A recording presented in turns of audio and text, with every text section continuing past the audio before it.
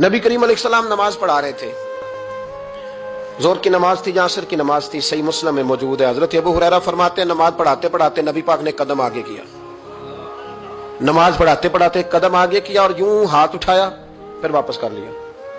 अब नमाज पढ़ के ना तो सलाम फेरा तो सहाबा अर्ज करने लगे या रसूल अल्लाह सल्लल्लाहु अलैहि वसल्लम, वो नमाज में पैर भी आगे किया तो हाथ भी उठाया, तो वजह क्या थी? अब पहला सवाल तो यह है कि आप लोग नमाज पढ़ रहे थे या हुजूर को देख रहे थे?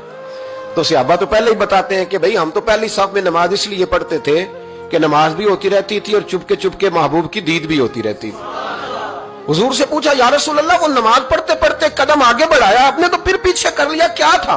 और हाथ उठाया तो फिर आपने नीचे कर लिया। तो नबी करीम फरमाने लगे नमाज पढ़ाते पढ़ाते जब मैंने कहा ना समी अल्लाहु लिमन हमीदा, अचानक मेरी नजर उठी तो जन्नत में चली गई। नजर उठी तो जन्नत में, तेरे लिए 2-4 कदम अर्श बरी है। तो महबूब फरमाते हैं जब मेरी ऊपर नजर गई ना तो मैंने देखा कि अंगूरों का एक खोशा लटक रहा है जन्नत में। तो मैंने हाथ बढ़ाया कि तोड़ लूं। हुजूर खड़े हैं मस्जिद नबवी में और फरमाते हैं कि मैं यहां खड़े होकर हाथ ऊंचा करूं तो मेरा जन्नत तक पहुंच जाता है। फरमाया मेरा इरादा हुआ कि वो खोशा जन्नत का तोड़ लूं और जरा मैंने पैर आगे बढ़ाया ही था तो मेरे दिल में ख्याल आया कि जन्नत राज है तो राज ही रहनी चाहिए, ये राज खोल गया तो मजा नहीं आएगा।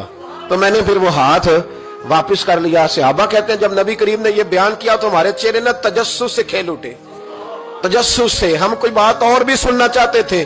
तो महबूब फरमाने लगे अगर मैं वो खोशा तोड़ के ले आता और तुम्हें दे देता, तुम कयामत तक भी खाते रहते तो तुमसे खत्म नहीं होना था।